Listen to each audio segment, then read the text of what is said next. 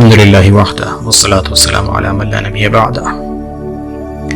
یہ ویڈیو ہماری سیریز اہدنا الصراط المستقیم کی دعا اور ہم مسلمان کی تیسری قسط ہے۔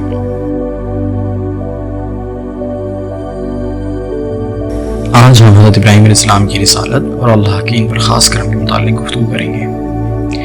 حضرت ابراہیم علیہ السلام پر اللہ کی خاص نعمت یہ ہوئی کہ اللہ نے ان کے بعد ان کی ہی نسل میں تمام انبیاء اور رسول کو مخصوص کر دیا، یعنی حضرت ابراہیم علیہ السلام کے بعد جتنے بھی نبی آئے وہ حضرت ابراہیم علیہ السلام کی اولاد میں سے ہی تھے۔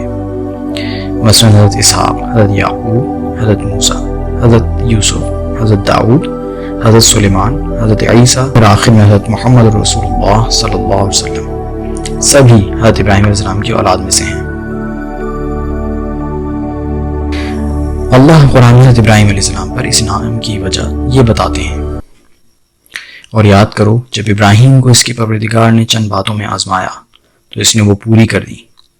فرمایا میں نے فیصلہ کیا ہے کہ تمہیں لوگوں کا امام بناؤں گا۔ حضرت ابراہیم علیہ السلام کی زندگی میں ہی ان کے دو بیٹوں اسحاق اور اسماعیل علیہ السلام کو اللہ نے نبوت بخشی۔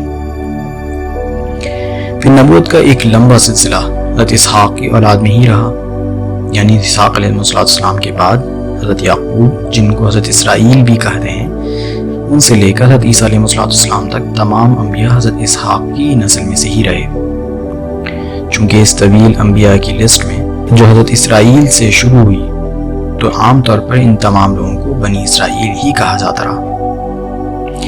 اس لیے قرآن نے جب بھی یہود کا ذکر کیا تو اکثر جگہ بنی اسرائیل ہی کہا۔ اسی بنی اسرائیل کی قوم نے جب حضرت عیسیٰ علیہ السلام کا انکار کیا تو اپنے آپ کو یہودی یا یہود کہا۔ ہم اگلی قسط میں حضرت موسیٰ علیہ السلام کی رسالت اور بنی اسرائیل سے اللہ کے وعدے سے متعلق گفتگو کریں گے انشاءاللہ۔ اقول قولی ھذا استغفر اللہ لی ولکم ولسائر المسلمین۔ السلام علیکم ورحمۃ اللہ۔